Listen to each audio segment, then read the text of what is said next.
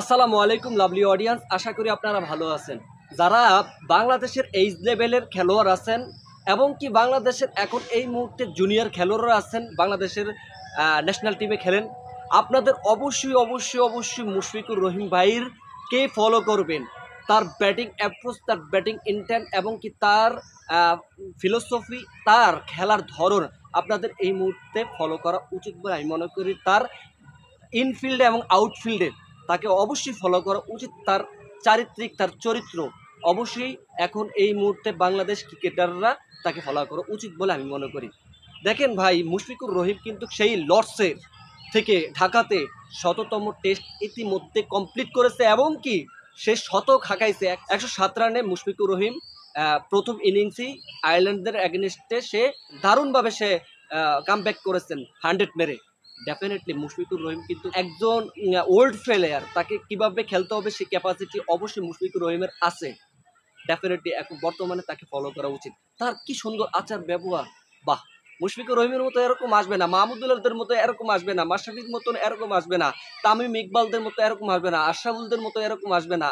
ভাই দেখেন, তারা কিন্তু দেশের জন্য খেলছেন এবং কি তারা পরিশ্রম করেছেন। তার ভিতরে অন্যতম হচ্ছে মুশফিকুর রহিম। তিনি ঈদের দিনেও, যে ঈদ থাকলেও কিন্তু তিনি সব কিছু কমপ্লিট করে তিনি প্র্যাকটিসে আসতেন এবং কি ফজর নামাজ পড়েও আইসা তিনি প্র্যাকটিস করতেন, তার এক্সারসাইজ করতেন এবং কি তিনি রুলস অনুযায়ী সে ঘুমাইতেন, খাইতেন, তার শারীরিক এক্সারসাইজ ধরে রাখতেন এবং কি তার খেলার ইন্টেন্টগুলো ধরে রাখতেন। অবশ্যই অবশ্যই আমি মনে করি। এবং কি ধর্মের বিষয় যদি আপনি বলেন, ধর্মের বিষয় মুশফিকুর রহিম ভাই অ্যাক্টিভ ছিলেন।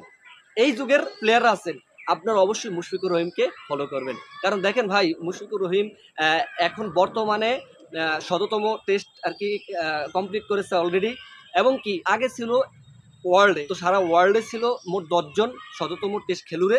এখন মুশফিকুর রহিম 11 নম্বরে ইনক্লুড হয়েছে, এটা দারুণ বিষয়। তো মুশফিকুর রহিমকে রিকি পয়েন্টি এবং কি ওয়ার্নারও পর্যন্ত তারা অভিনন্দন জানাইছে এবং বাংলাদেশের হামজা চৌধুরী তাকে অভিনন্দন জানাইছে এবং ফুটবল ফেডারেশন বাংলাদেশের বাফুফে তাও অভিনন্দন জানাইছে। দেখেন, তার মানে চরিত্রটা এরকমটাই ছিল। সুতরাং আমি মনে করি আপনারা মুশফিকুর রহিমকে ফলো করবেন আর আপনারা অবশ্যই অবশ্যই রাজনীতির বিষয়গুলো এড়িয়ে চলবেন। তাইলে আপনাদের ক্যারিয়ারকে বিল্ড আপ করতে পারবেন, অদূর ভবিষ্যতে আপনারা অবশ্যই এগিয়ে নিতে পারবেন নিজেকে। That's all.